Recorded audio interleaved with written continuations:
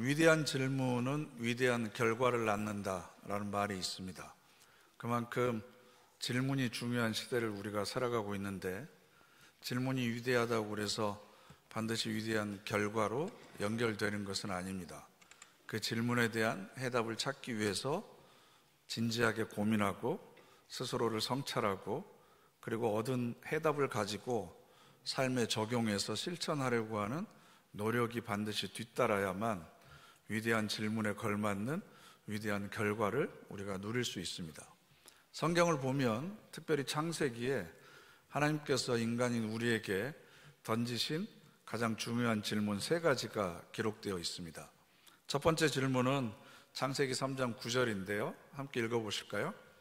여호와 하나님이 아담을 부르시며 그에게 이르시되 내가 어디 있느냐. 아멘. 아담아, 내가 어디 있느냐. 여기에 여러분들의 이름을 한번 대입해서 속으로 한번 생각해 보시기를 바랍니다. 하나님께서 내가 어디 있는지 그 위치를 몰라서 물어보시는 것이 아니라 내가 발 딛고 서 있는 그 땅, 그 삶의 자리가 어디인지를 물어보고 계십니다. 이 삶의 자리를 왜 물어보시냐 그러면, 너는 지금 나를 피해서 죄인의 자리에 서 있는지 아니면 내 앞에 의인의 자리에 서 있는지, 즉 우리의 삶의 정체성을 지금 물어보고 계시는 겁니다.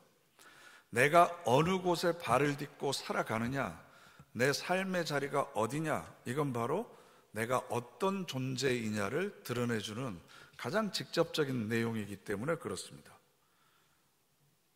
나는 지금 어느 곳에 발을 딛고 살아가는 어떤 존재인가? 하나님 앞에 서 있는 존재인가?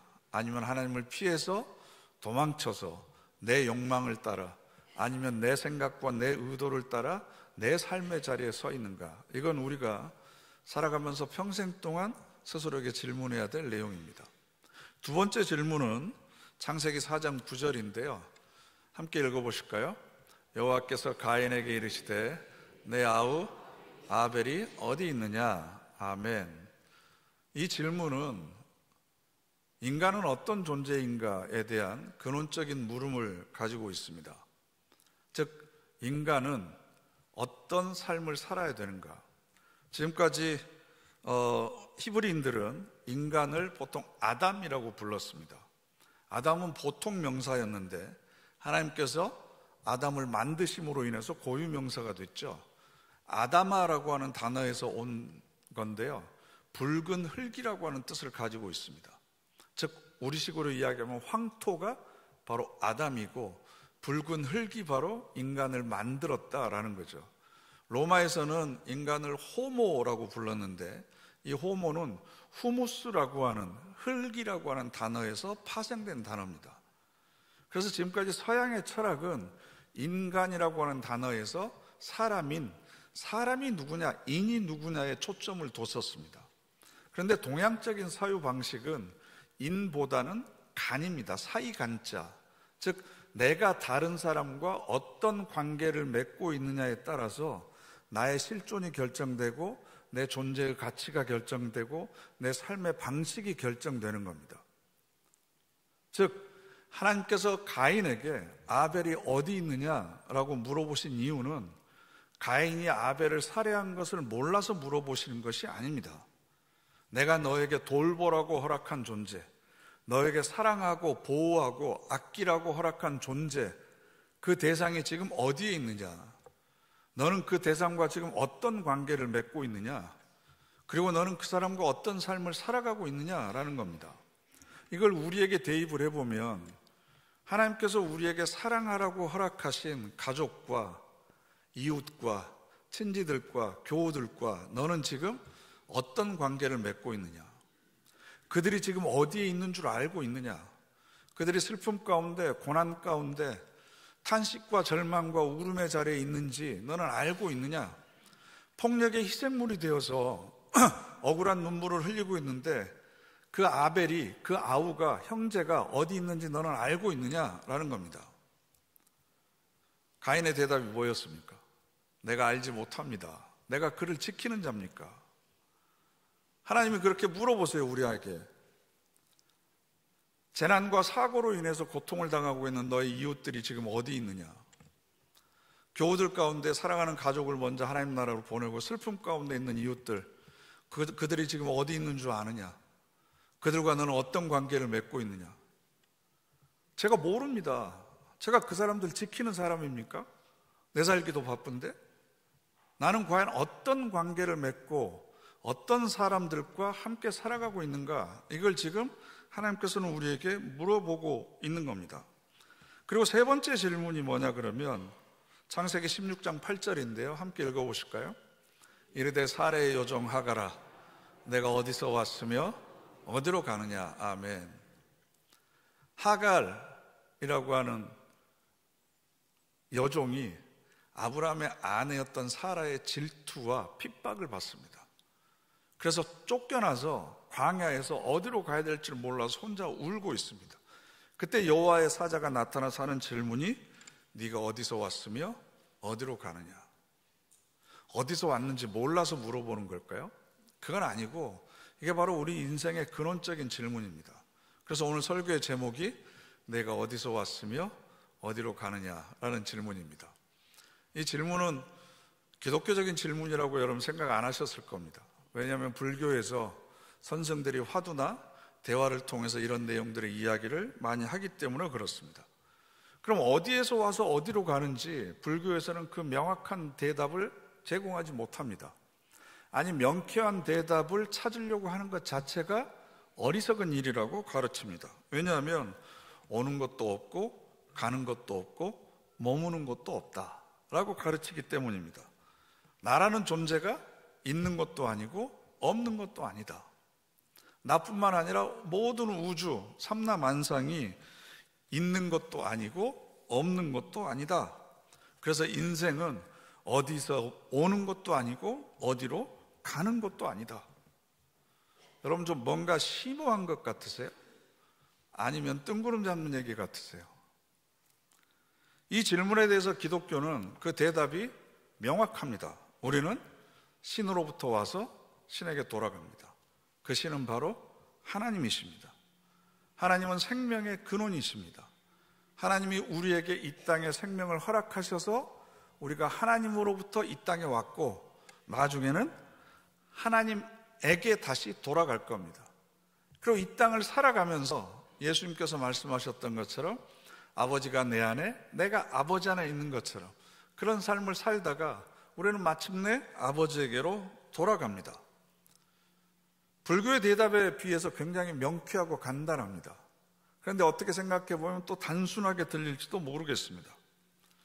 대부분 우리가 신앙이 자라오면서 기독교적인 믿음은 가르쳐주는 교리를 달달 외우는 것이 믿음이 성장하는 비결이라고 생각했습니다. 대부분의 성경 공부 교재를 보면 어렵지 않는 질문을 던지고 그 질문에 대한 해답이 될 만한 성경 구절 두세 개를 찾아서 기록하게 만들고 그것을 외우게 하고 그래서 책이 한 권, 두 권, 그래서 과정이 끝나면 믿음이 성장했다고 축하해주고 그러니까 나도 믿음이 자라나는 것 같고 그런 생각을 갖습니다. 저는 이거 굉장히 잘못됐다고 생각합니다. 창의적이고 나름대로 계속해서 질문을 던지는 사람의 입장에서는 이건 도저히 받아들일 수 없는 내용입니다. 그래서 기독교는 교리를 강요하거나 세뇌시키는 종교로 많이 오해되어 왔습니다. 기독교 신앙은 모범 답안을 달달 외우는 종교가 아니고 내가 가진 질문을 가지고 성경에서 해답을 찾는 겁니다. 그리고 그 해답이 나에게 주신 하나님의 해답인지를 진지하게 물어보고 의심하고 질문을 던지고 성찰하고 그러면서 깨닫고 깨달은 내용을 다시 내 삶에 적용해 보는 것이 바로 우리들의 믿음이 성장하는 과정입니다. 그래서 예수님께서 자주 무슨 말씀을 하셨냐 그러면 깨달아라, 깨달아라. 귀 있는 자는 들으라. 사도 바울도 계속해서 반복하는 단어가 뭐냐면 생각하라라는 거예요. 생각하라. 생각 없이 그냥 주어지는 거 아멘으로만 받아들이는 게 믿음이 좋은 게 아니고 계속해서 생각하라는 겁니다. 비판적인 숙고와 성찰을 계속 해야만 된다. 고민하고 씨름하고 기도해서 그것을 나의 것으로 체화시켜라. 배워서 들어서 아는 것이 우리들의 믿음이 아니다. 직접 내 삶을 통해서 경험해 봐야 된다라는 겁니다. 그래서 우리의 믿음은 생각하는 믿음이 되어야 됩니다. 질문하는 믿음이 되어야 됩니다. 의심해 봐야 됩니다. 그리고 그것이 진리인지 우리들의 삶을 통해서 확인해 봐야 됩니다. 그런 과정이 없으면 마치 시험을 앞두고 교과서를 외우는 것과 똑같아요. 시험 끝나고 나면 다 잊어버리잖아요. 왜냐하면 그건 삶으로 체화되지 않는 지식이기 때문에. 그래서 우리가 정말 어렵고 힘들 때 성경에 있는 말씀이 내 삶에 위력을 발휘하지 못합니다. 그래서 오늘 우리가 함께 오늘 생각해 보려고 하는 말씀이 바로 28절에 있는 말씀인데요. 내가 아버지에게서 나와 세상에 왔고 다시 세상을 떠나 아버지께로 가노라. 어디서 왔으며 어디로 가는가? 이 질문에 대해서 예수님께서는 나는 아버지에게서 왔고 세상을 떠나서 다시 아버지에게로 가노라 라고 선언하셨습니다. 저는 이 구절이 우리 기독교의 신앙의 가장 밑바탕이 되는 중요한 내용이라고 생각합니다. 이 내용이 여러분 믿어지세요? 이걸 왜 우리가 믿어야 되냐 그러면 이 구절을 내가 받아들임으로 인해서 예수 그리스도가 누구인지를 알게 됩니다. 그분의 말씀을 진리로 받아들일 수 있게 됩니다. 그리고 그분이 걸어가셨던 길을 우리도 걸어갈 수 있습니다. 요한복음을 보면 예수님이 자주 이런 말씀을 하셨어요.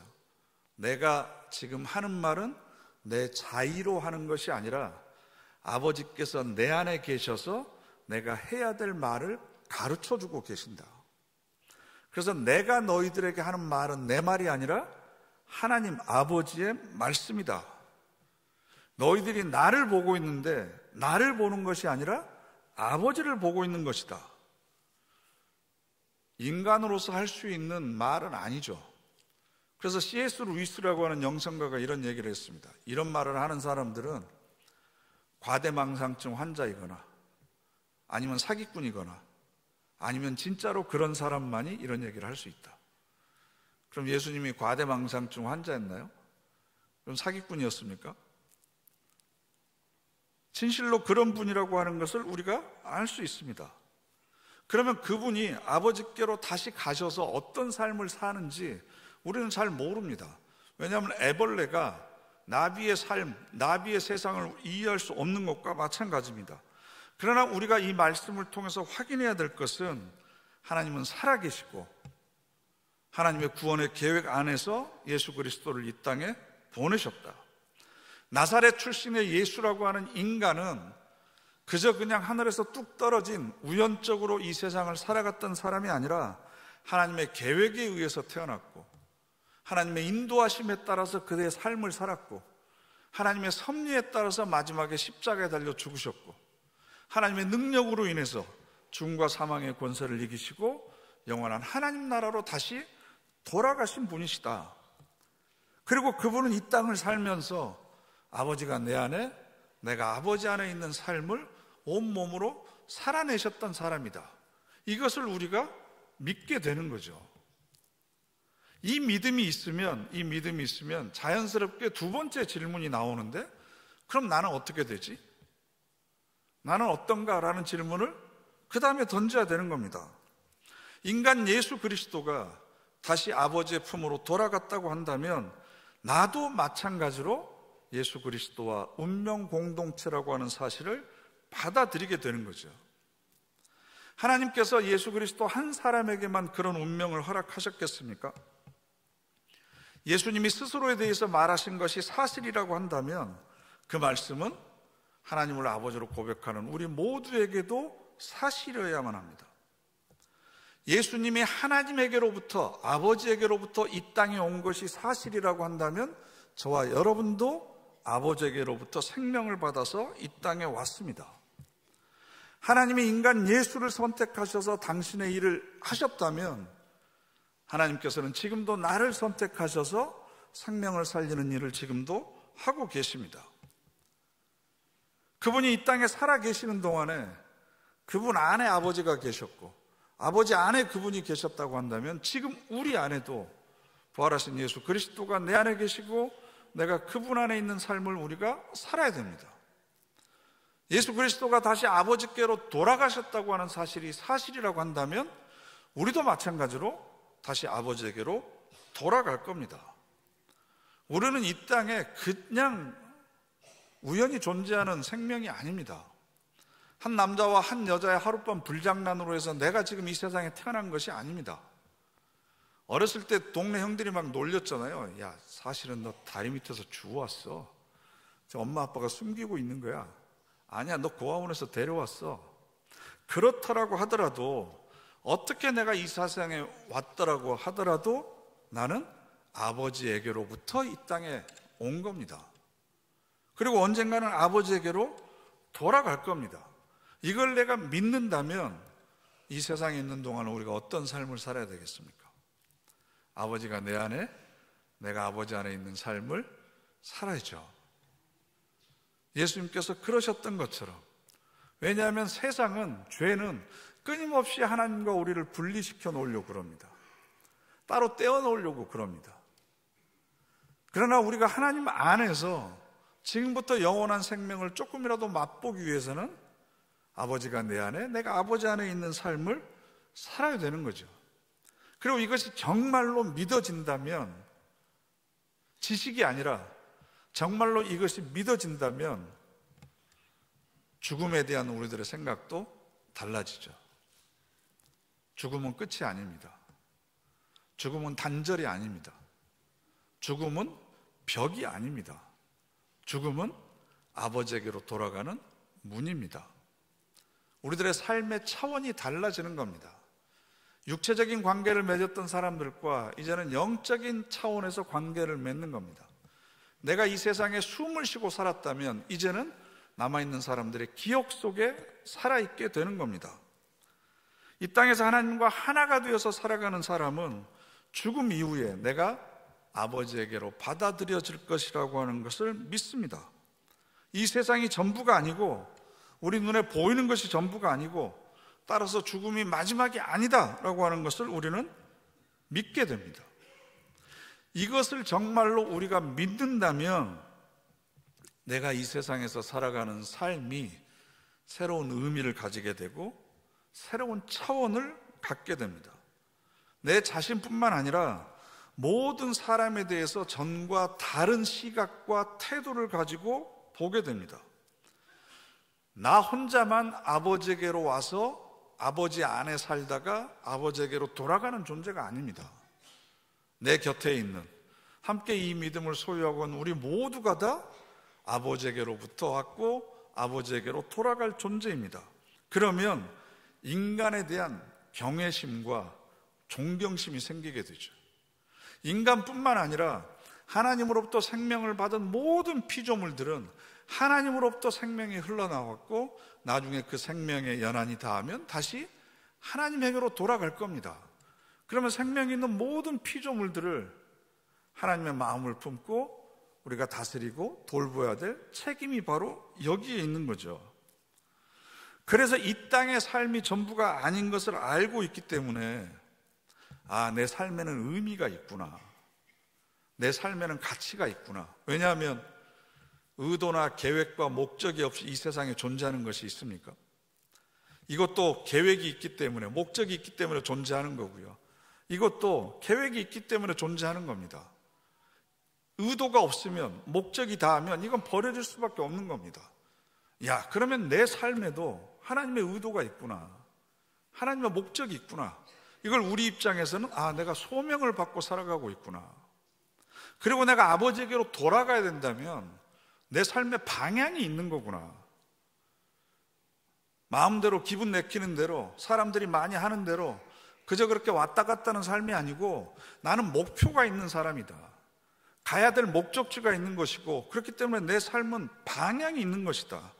그러면 전혀 눈에 보이지 않았던 것들이 보이기 시작하죠. 전혀 중요하게 생각하지 않았던 것들이 중요한 것으로 느껴지게 됩니다. 이 믿음을 가지고 있으면 때로는 손해를 감수하기도 하고 때로는 고난을 자초하기도 합니다. 왜? 나에게 주어진 소명을 이루기 위해서, 내가 가야 될 목표를 잃지 않기 위해서. 그런 믿음으로 살아가는 사람들은 고난과 박해 가운데서도 무릎 꿇지 않습니다. 절망 가운데 있어도 탄식하지 않습니다. 오히려 희망의 노래를 부릅니다. 시련의 한복판에서도 감사와 찬양을 드릴 수 있습니다. 왜? 나는 아버지에게로부터 왔고 아버지에게로 돌아갈 존재니까 내 삶에 대한 책임도 하나님께서 져주시는 거죠. 이런 삶이 세상 사람들이 보기에는 좀 익숙하지 않고 낯설어 보일 수 있습니다. 왜냐하면 전혀 다른 가치관과 판단 기준을 가지고 살아가기 때문에 그렇습니다. 이게 바로 우리들의 삶이 하나님을 모르는 사람들에게 거룩한 부담감이 되어야 됩니다. 제가 설교를 준비하면서 떠오르는 사람이 한 분이 있었는데요, 바로 천상병 시인입니다. 이분은 천재적인 두뇌를 가지고 태어났는데 그만 시대를 잘못 만나서 대표적인 간첩 조작 사건의 하나인 동백림 사건에 연루돼 가지고 끌려가서 6개월 동안 무자비한 고문을 받는데 그 중에서도 전기 고문을 특히 많이 받았습니다. 그래서 체중이 40kg이나 줄었고 전기 고문을 많이 받아서 성기능을 잃어버립니다. 그래서 아이를 낳을 수 없게 됐습니다. 뿐만 아니라 정신도 피폐화돼 가지고 같은 단어를 2번, 3번 반복해서 말을 하는 이상한 습관도 생겼고, 때로는 정신착란, 정신분열 같은 그런 증상을 보여가지고 주변에 있는 사람들을 놀라게도 했습니다. 약간 좀 우리식으로 얘기하면, 가볍게 얘기하면 나사 하나 풀린 사람처럼 항상 희죽희죽거리면서 사는 거예요. 그래서 사람들한테 뭐라고 그러냐 그러면, 야, 나는 천상병신이야. 나는 천상병신으로 이 땅에 왔고 병신으로 이 땅을 살아가. 그런 말을 하면서도 전혀 비관하지 않고 희죽희죽 웃으면서 오히려 정상적인 생각을 가지고 있다고 착각하면서 살아가는 사람들에게 경종을 울려줬던 분입니다. 이분이 남긴 많은 시 가운데 특별히 여러분들과 함께 생각해 보려는 시가 바로 귀천입니다. 귀천. 나 하늘로 돌아가리. 새벽빛 와 닿으면 쓰러지는 이슬 더불어 손에 손을 잡고, 나 하늘로 돌아가리라. 노을빛 함께 단 둘이서 기슭에서 놀다가 구름 손짓하면, 나 하늘로 돌아가리라. 아름다운 이 세상 소풍 끝내는 날 가서 아름다웠다고 말하리라. 이 시 한 편만으로도 저는 이 천상병 시인의 삶이 충분히 의미 있고 가치 있다고 생각합니다. 이분이 기독교 신앙을 가지고 있지 않았지만 기독교적인 사상과 세계관을 가지고 있었습니다. 어쩌면 이분의 삶이 이 시 한 편을 쓰기 위한 삶인 것도 같고, 이 시 한 편이 그분의 전체의 삶을 담고 있는 것 같습니다. 내가 어디에서부터 왔고 어디로 돌아갈지에 대한 생각을 분명히 가지고 있었습니다. 영원히 살 본향에 대한 믿음이 있었기 때문에 이 세상을 떠나는 것에 대해서 아무런 아쉬움도 없었고, 내 삶이 국가적인 폭력에 의해서 무너지고 내 신체와 정신이 피폐화되고 그랬다고 해서 세상에 대해서 분노하거나 저주하면서 살지 않았습니다. 여전히 하나님께서 나에게 허락하신 생명을 하루하루 충분히 누리면서 기쁨 가운데 살았습니다.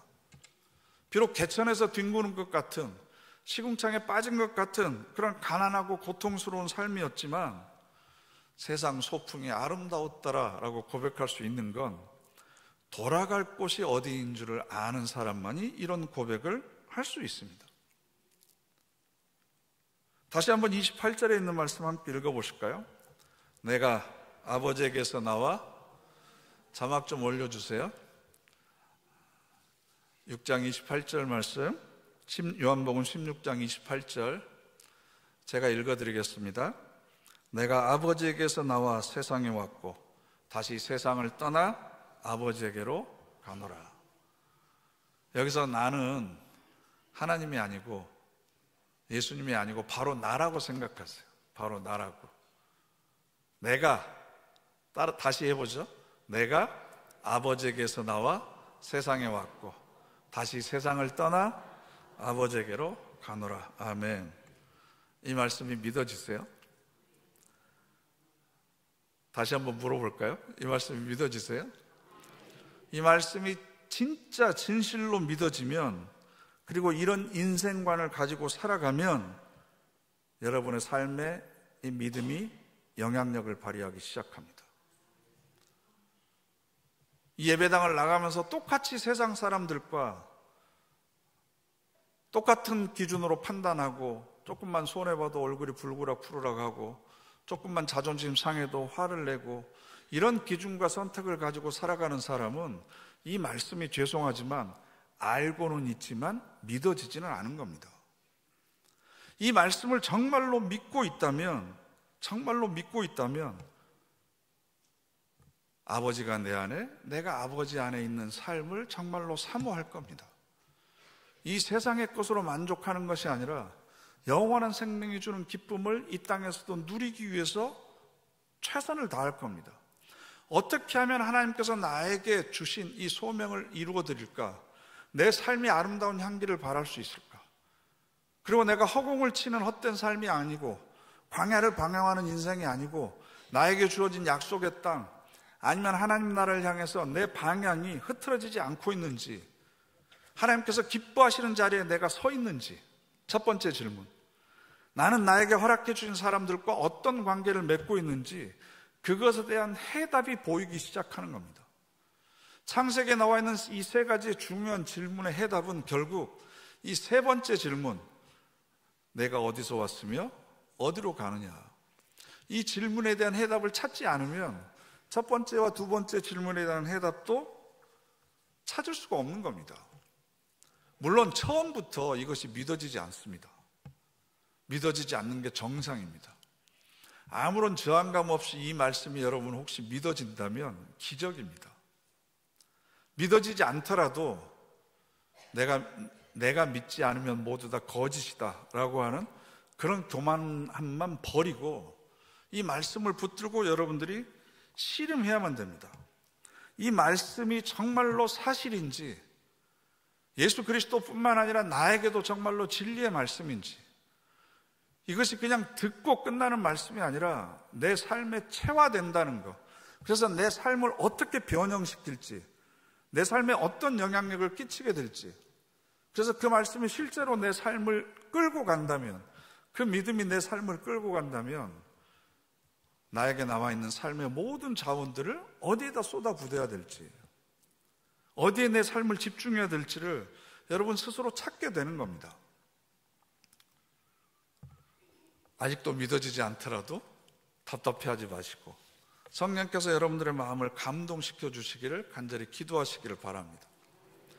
2007년에 올림픽대로에서 큰 교통사고가 나서 소형차에 타고 있던 23세 여대생이 화재를 당했습니다. 그때 얼굴을 비롯한 전신 55%의 3도 이상의 화상을 입었습니다. 이지선이라고 하는 이름 여러분 많이 들어보셨을 겁니다. 그리고 그분이 입었던 화상의 정도가 어떤 것인지 매스컴에 보도되기도 했고, 치유되고 나서 온전하지 못했지만 간증집회를 다니는 그 모습을 보면서 많은 사람들이 아유, 저렇게 살아나서 저런 몰골로 사느니 차라리 죽는 게 낫지 않을까라는 생각을 많이 했었습니다. 왜냐하면 저도 그 생각했거든요. 야, 내가 저런 끔찍한 사고를 당해서 살아나기는 했지만 좀 심한 표현이지만 저런 흉측한 몰골로 저렇게 상하지 않는 몸으로 하루하루 살아간다고 하는 게 얼마나 고통이고 저게 무슨 의미가 있을까? 저 정도 되면 차라리 죽는 게 더 낫지 않을까라고 하는 가벼운 생각을 제가 언뜻 하기도 했었습니다. 그런데 이지선 양이 쓴 책을 보니까요, 이런 내용이 있습니다. 제 아무리 처참한 상태에 있더라도 죽는 것이 더 나은 사람은 없다. 아무리 처참하고 비참한 상황이 있더라도 죽는 것이 더 나은 사람은 없다라는 겁니다. 죽는 것이 더 나을 것 같은데 라는 생각을 불러일으켰던 사람이 이런 얘기를 하니까 제가 더 깊은 감동을 받았고 그 여운이 굉장히 오래 갔습니다. 이지선 양도 이 세상은 살만한 가치가 있다고 얘기를 합니다. 천산병 시인도 이 세상 소풍이 참으로 아름답다라고 고백을 합니다. 그럼 우리가 왜 이런 고백을 못하겠습니까? 왜 여전히 현실의 문제에 코박히고 땅만 쳐다보고 그런 삶을 살다 보니까 내가 아버지에게로 돌아갈 존재라고 하는 것, 나를 기다리고 있는 분이 계시다고 하는 것, 내 삶에는 의미와 가치가 있고 내 삶에는 방향과 목표가 있고 그것을 나 혼자 걸어가는 것이 아니라 아버지가 내 안에 계시고 부활하신 예수 그리스도께서 내 안에 살아계시고 그래서 나와 함께 이 길을 걸어가고 있다. 세상 끝날까지 선하심과 인자하심으로 나와 함께 하실 뿐만 아니라 영원한 하나님 나라까지 우리를 인도하신다는 그 믿음을 가지고 걸어가면 우리가 이 세상을 살아가는 몇십 년의 기간은 영원한 생명에 비하면 짧은 기간입니다. 이 기간을 내가 어떻게 채우느냐에 따라서 앞으로 내가 누리게 될 영원한 생명의 질이 달라진다고 생각하면 지금 우리는 좌절과 절망 가운데 있을 것이 아니라 어떤 상황 가운데서도 희망을 노래할 수 있는 사람이 되어야 됩니다. 왜냐하면 우리는 가야 될 곳이 있는 사람입니다. 우리를 기다리는 분이 계십니다. 그래서 이 땅을 사는 동안 내가 하나님 안에, 하나님이 내 안에 영원한 생명을 마음껏 누리시면서 나는 돌아갈 곳이 있는 사람이다. 그 정체성에 맞게 영생을 누리며 살아가는 저와 여러분 되시기를 간절히 바랍니다. 기도하겠습니다. 이 시간 우리 다 같이 합심해서 결단의 기도 드리기를 원합니다. 하나님, 우리가 어디에서부터 왔고 어디를 향해 걸어가고 있는지 갈 길을 밝히 보여주시니 감사를 드립니다. 이 깨달음이 단순히 지식이나 알무로 그치지 않게 하시고 우리들의 삶에 체화되게 하여 주시옵소서. 이 영원한 생명에 대한 믿음이 저희들의 삶을 질적으로 변화시키고 차원적으로 변화시켜 주시기를 원합니다. 그래서 하나님과 동행하며 이 땅에서도 영원한 생명을 누리게 하옵소서. 우리 다 같이 합심해서 결단의 기도 드리겠습니다.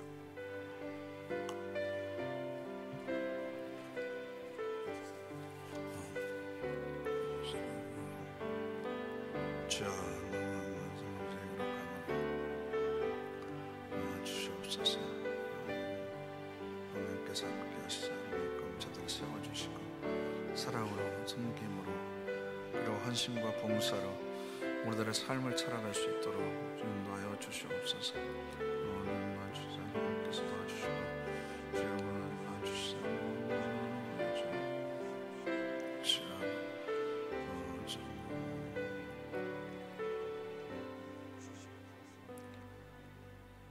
내가 아버지에게서 나와 세상에 왔고 다시 세상을 떠나 아버지께로 가노라. 이 말씀이 저희들의 삶의 고백이 되게 하여 주시옵소서. 그리고 이 믿음이 이 세상을 살아가는 동안 우리들의 삶을 지탱해주는 밑받침이 되게 하여 주시옵소서.